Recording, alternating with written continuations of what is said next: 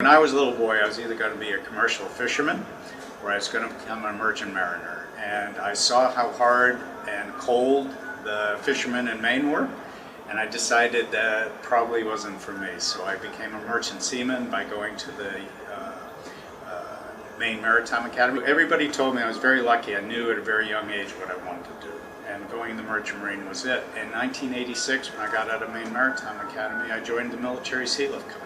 So I've been there ever since. We kind of, if you were thinking about it, realized a major epidemic like we're experiencing would certainly possibly involve comfort. So the discussions were, what could we do to expedite the maintenance period? There were some milestones that we had to hit. There were certainly some casualties that we had to prioritize. During an MTA or a midterm availability, we are doing some work that is required, and then there's some work we do that's just nice to have.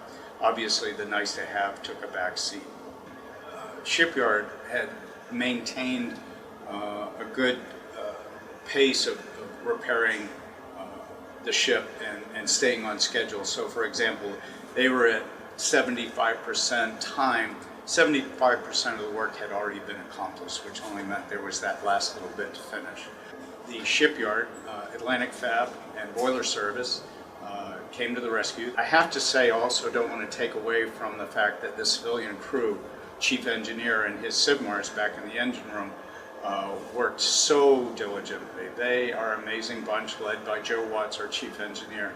I don't know if there were many people that could have pulled it off like Joe did, and his SIBMARs take great pride in the equipment they have back there, and all you have to do is go back to the engine room and take a walk around. You can see they take a lot of pride back there. It's a fantastic steam plant.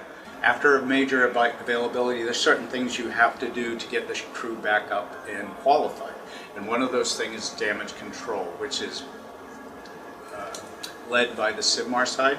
The hospital folks are concentrating on getting beds ready. I'm concentrating making sure that if there's a fire or an emergency that we can respond.